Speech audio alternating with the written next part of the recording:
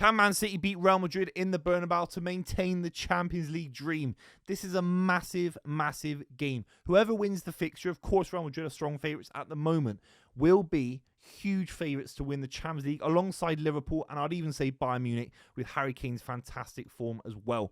Ultimately, Man City went into the Real Madrid game with a level of naivety, with a level of inexperience in the final 20-30 minutes, which was absolutely crazy. And Man City then played Newcastle United. Absolutely electric performance. The best performance by a country mile this season. 4-0. Mamouche was unlocked. Kujanov was absolutely fantastic. And so is Nico Gonzalez. And you look back and you think, none of those players were able to play against Real Madrid. Obviously, Nico Gonzalez injured. Kujanov, very long confidence after Chelsea. He's already back to where he needs to be. He looks absolutely superb and commanding against Newcastle United. And, of course, Mamouche, who I think Guardiola didn't quite trust in this game. Ultimately, all three have to come back in the side, and it's going to make some big, big decisions to the starting 11 in the Bernabeu, and some sad moments potentially for Man City fans as well. I'm gutted because I don't think De Bruyne starts the game. At the end of the video, I'm going to give you a score prediction. Honest score prediction. But Guardiola's come out and said there's a 1% chance of City winning this game. And despite the hyperbole of that kind of statement, there is some truth to it. I mean, when Real Madrid are in this position, they're leading in the first leg of a knockout stage of the Champions League. They've won 37 out of 39 of these fixtures. 37 out of 39. You wouldn't slag them off if they'd maybe won half, 60%, 70%, because you can always come up against Bayern Munich or Barcelona or Atletico Madrid. You can always find these top sides in the Champions League. Real Madrid play Man City a lot, and it's been difficult for them. They've not won every game, but to still have a 37 out of 39 kind of success record at this stage of a competition, it's absolutely outrageous. When they're leading in the first leg, it's absolutely crazy. And it's this weird kind of juxtaposition because I still see so many issues in this Real Madrid side. I don't think they keep the ball massively well. They've also got massive injuries, big holes in their defense. You can get at this Real Madrid back line. But then I'm saying it, and I know I'm being naive. I know I'm being a little bit... It's not even disrespect, because I think Real Madrid are superb, and Ancelotti's a genius. But I still think City can get a Real Madrid if everything goes right. And that being said, it could still be a Real Madrid 3-0 win. That's just how European football works.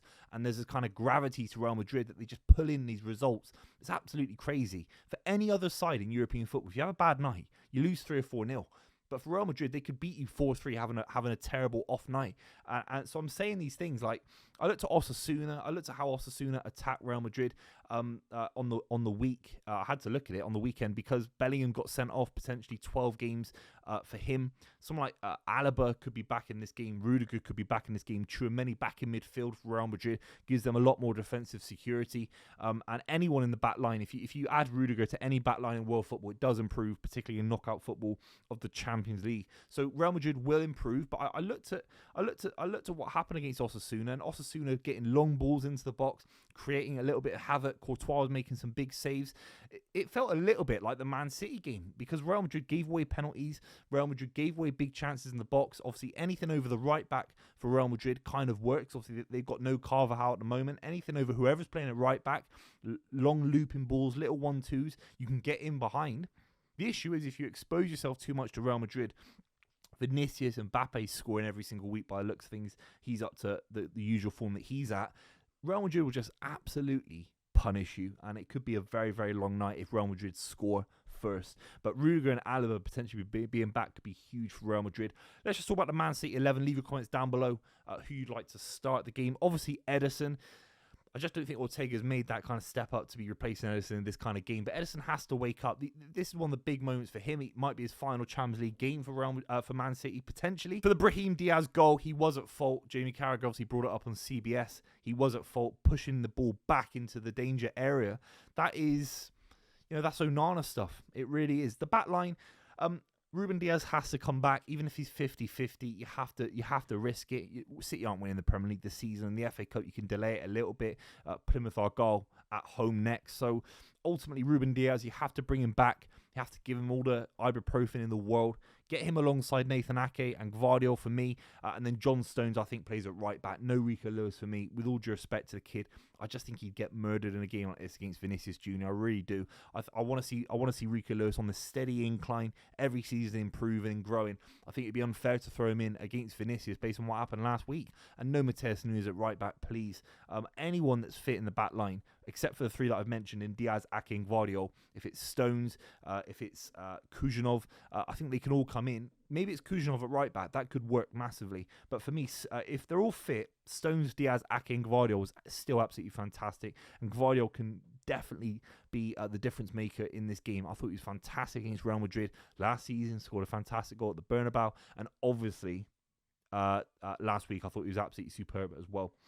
The midfield situation, I mean, this says everything you need to know. Gundogan had his best game. I thought Foden, Marmoush, Savinho all had some of their best games of the season because of Nico Gonzalez. Nico Gonzalez is the first name on the team sheet. I don't care about any hangover from the injury concern from the previous weeks. He has to start. He was absolutely scintillating against Newcastle United. Basically, never lost the ball. 97 pass completion record. I saw a stat. It's the highest amount of average passes completed ever for a player on his debut in the Premier League. That's crazy. That's absolutely crazy. Sit him alongside Ilkay Gundogan. That provides so much protection, so much more legs, in my opinion, obviously from the Nico side. And just you can keep the ball a little bit more away from home at the Bernabeu. You're going to have to keep the ball. And the big thing is obviously Bellingham scores that goal to give Real Madrid the winning angle in the game. I think Nico Gonzalez is smart enough to be tracking a Bellingham run. Not easy, because Bellingham is one of the most athletic, powerful players in world football. But Nico Gonzalez can make things a little bit more difficult if you're running off, peeling off a midfielder. There's less space in that midfield situation. It's all about Nico Gonzalez, trust me.